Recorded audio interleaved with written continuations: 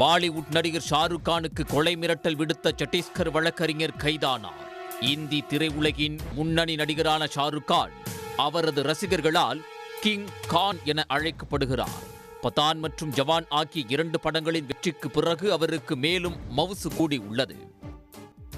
ஷாருக் கானுக்கு கடந்த 2ஆம் தேதி வந்த அழைப்பு ஒன்றில் பேசிய மர்ம நபர் அவருக்கு கொலை மிரட்டல் விடுத்தார். தமக்கு 50 லட்சம் ரூபாய் பணம் தர வேண்டும் எனவும் கோரினார். அது குறித்து ஷாருக் கான் தரப்பில் காவல்துறையில் புகார் அளிக்கப்பட்டது. அதன் பேரில் மும்பை போலீசார் வழக்கு பதிவு செய்து விசாரணை நடத்தினர். பாரதிய நியாய சன்ஹிதா சட்டப்பிரிவில் பிரிவு 308(4) கொலை மிரட்டல், 351(3)(4) குற்றவியல் மிரட்டல் ஆகியவற்றின் கீழ் வழக்கு பதிவு செய்யப்பட்டது. அதன் அடிப்படையில் ஷாருக் கானை மிரட்டியவர் சத்தீஸ்கரைச் சேர்ந்த வழக்கறிஞர் முகமது ஃபைசன் கான் என்பது தெரிய வந்தது. அவரை விசாரணைக்கு வரும்படி மும்பை போலீசார் சம்மன் அனுப்பினர்.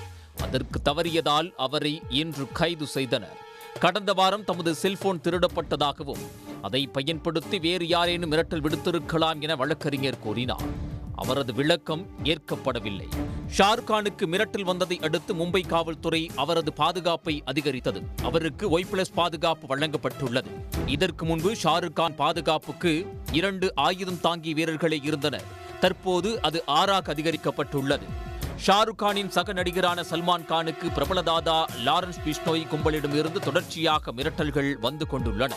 அது தொடர்பாக ராஜஸ்தானைச் சேர்ந்த 32 வயது நபர் ஒருவர் கடந்த வாரம் கர்நாடகாவில் கைது செய்யப்பட்டார். அதன் தொடர்ச்சியாக ஷாருக் கானுக்கு மிரட்டல் விடுக்கப்பட்டு தற்போது வழக்கறிஞர் கைதாகி இருப்பது குறிப்பிடத்தக்கது.